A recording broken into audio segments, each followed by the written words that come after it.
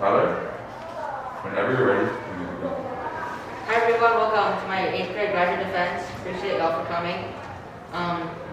So first I'm just going to introduce the graduate defense. I'm going to be showing part A, which is in English, part B, which is in Chinese, and then the conclusion. So the reason we do this graduate defense is to show the skills that we've grown in UMing. So I've been at UMing for 9 years. Favorite classes are Chinese, Art, Design Lab, and Recess because that's a class.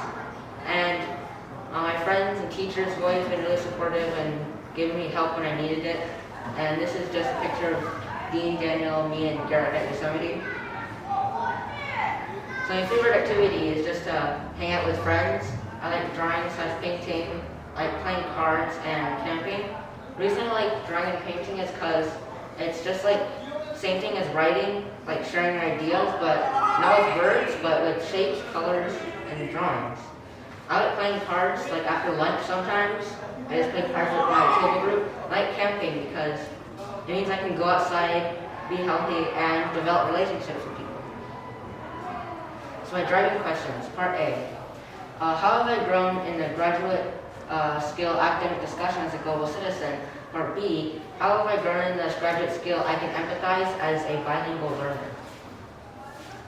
So for part A, I use the skill of academic discussion as a global citizen to help me complete these 2 artifacts. The first artifact was our narrative that we did in our 8th grade English class. I worked with one of my classmates to do this project, and this narrative project was just to help us with our plot development skills. So after we wrote a fantasy narrative, we wrote a pitch to go with it.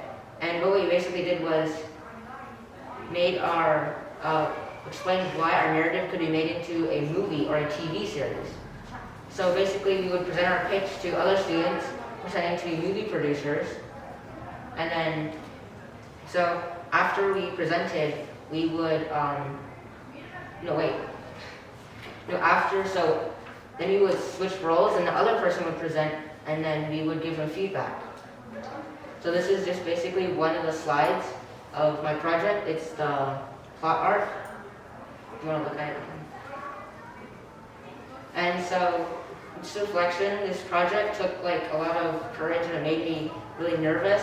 And I realized that I was really nervous to like talk in front of students, and now I'm even more nervous to talk in front of a bunch of teachers. And like this is a really important presentation, but I realized that I have confidence to present to people. So in the project, one of the skills I used was discussion, cross-contribution, where when we were giving feedback to the presenters, we would give them feedback, and some of the improvement feedback was like need more colors or pictures to make your pitch more interesting, or you have to add less words to make your presentation more fluent and interesting. And this just shows I use skill discussion / contribution. The next skill I used was oral presentation.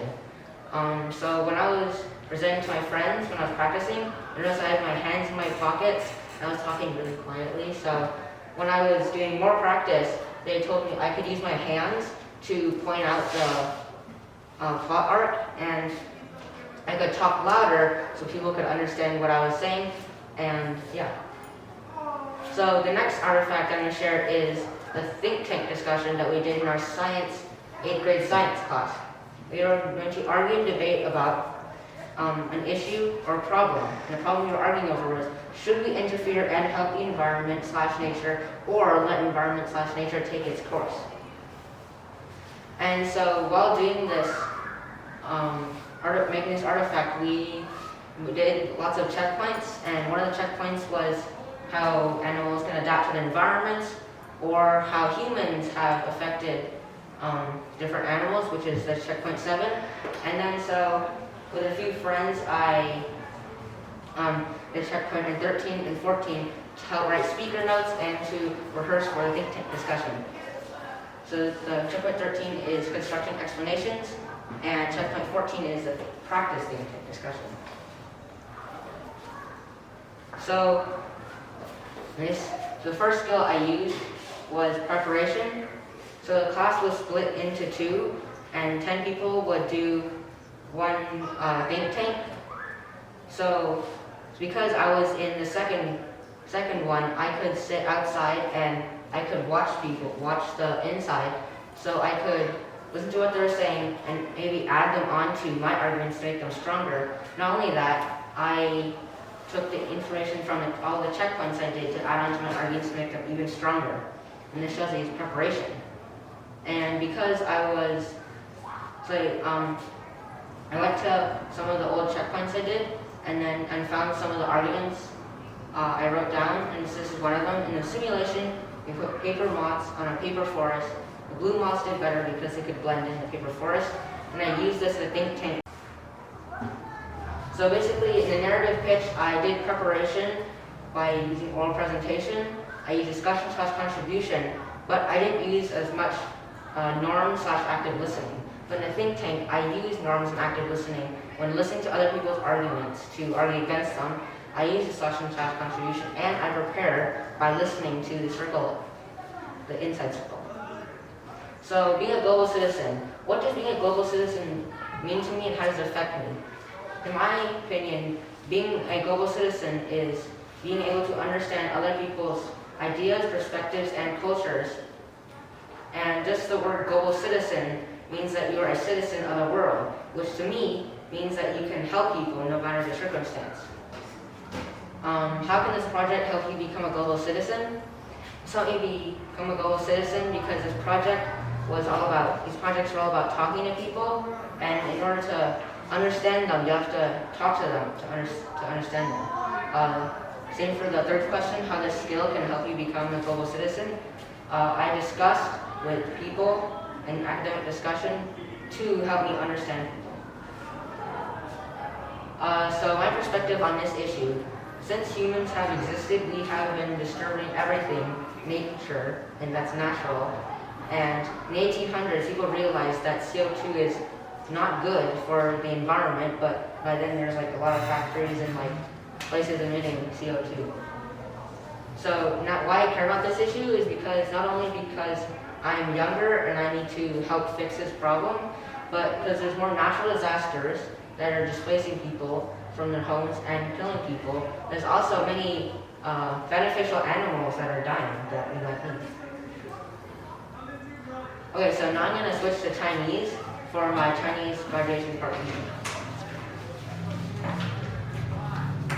所以我可以证明我用到了多人目标的技能成为一名双语学习者。所以这个项目我们要做一个宣传册，然后我们要选一个我们有兴趣的一个产品，然后放在宣传册里边，然后把它宣传给我们的朋友还有别的人。然后所以我先选了一个产品，然后我开始研究它，然后把我找到的信息放在一个文字稿，然后做完的时候把全部文字稿的东西都放在 Canva 里边，然后我选了图片、颜色还有背景放在 Canva， 让我的宣传册更好看。然后我觉得我做完的时候，我给一个我的同学看，然后他有给我一些很多很好的反馈。所以第一个技能我用的是想象，所以我一开始的时候不知道我想要做哪一个产品，所以我跟我的朋友一起讨论，然后他说应该做电脑，因为电脑有很多的用处，然后如果有很多用处呢，那个宣传册就更好写。但是在育民的9年，我知道很多人都不戴那个手表，所以我把它们放在一起，电脑和手表，所以我选了智能手表，然后这个就证明我用想象的技能。我用的第二个技能是我可以设计目标，所以我做生产课的时候，我总是会很分析，想要跟我的朋友一起聊天，所以我做了一个目标放在我的Summit Weekly page，然后我做这些目标的时候，我做完的时候，我就感觉很成就感，所以我就想要做这些目标。然后一个例子是一个目标是我今天会完成宣传册的文字稿，然后这是我的宣传册，一定可以看。我介绍了智能手机。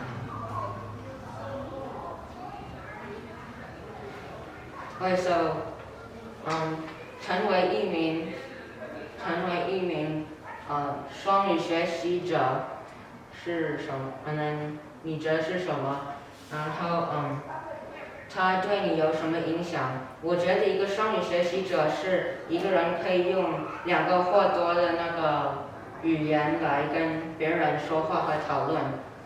这个项目怎么帮助我成为一名双语学习者？这个项目是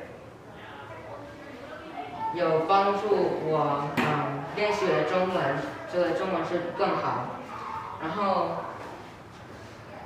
这个技能怎么帮助我成为一位双语学习者？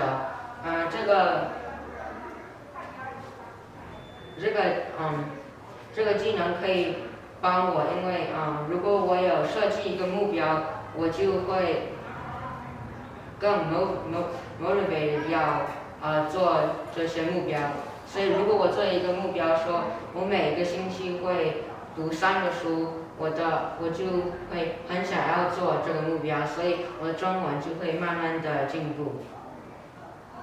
So just in conclusion, so Yumin has taught me all the skills I need to know and to be to the real world, and I really enjoyed my time at Yumin. Students and teachers always supported me through all the projects I've done through 9 years. I'll just restate my thesis. Part A, I've grown the profile skill of academic discussion as a global citizen. And part B, I've grown the profile skill of self-direction as a bilingual learner to help myself make sure that I wasn't off task while making my research. High school. Both nervous and excited to go to high school because, one, it's sad to leave my old friends behind, but on the other hand, I can make new friends, which means I can see new people, meet new people, know more things. Learning Chinese. So learning Chinese is a really great skill that not everyone has a chance to learn. So when I first went to school, I really didn't like Chinese because it meant an extra class I had to go to that most students didn't have to go to. And my mom would have a set of Chinese characters that she would make me memorize, and then she'd test me, which I didn't like that either. And she also signed me up for Spanish, which I didn't like because it meant that it took up time for things I could be doing. Like I could be doing something else I enjoyed instead of doing Spanish. I still love Chinese, but I realized that I'm really lucky to have learned Chinese, and how it affects me is I can talk to a lot of people, a million. Hopes and dreams. In the future, I want to be an architect or structural engineer because my dad says I like building things. And my dream is I want to make a really big wood carving because it seems fun. And this is the world record's longest, 140 meters. Thank you.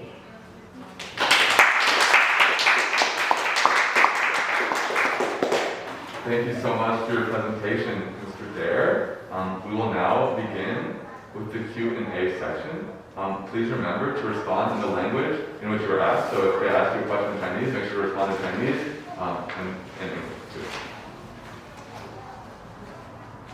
I can begin with the question unless somebody else would like to start. Tyler, thank you so much for your awesome presentation. You mentioned the sub-skill of active listening as part of academic discussion. Could you tell us, what's the difference between active listening and just regular listening? Active listening is when you're looking at the person and the other person knows that you're listening to them. Where listening is maybe I'm looking somewhere else and I'm listening to you. That's listening. But if I'm actively listening, I'm looking at you and I can listen to you. Thank you so much.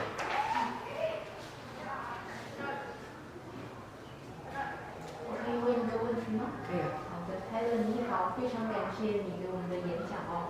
你刚刚提到你作为双语学习者，在设置目标这一块的技能你有所提高。那么，请你来分享一下，作为一个双语学习者，你是怎么提高设置目标这个技能？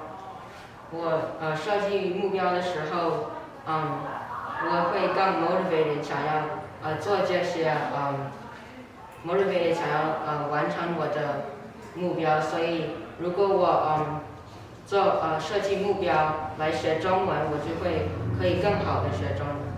好，谢谢你的回答。那我想问一下你之后，因为你说到你是一个双语学习者，那你之后在去了高中之后，还有什么继续学中文的计划吗？有啊，我想要去因为我要去奥尼海，他们有一个中文的 course 我也要 take， 所以我可以继续学中文。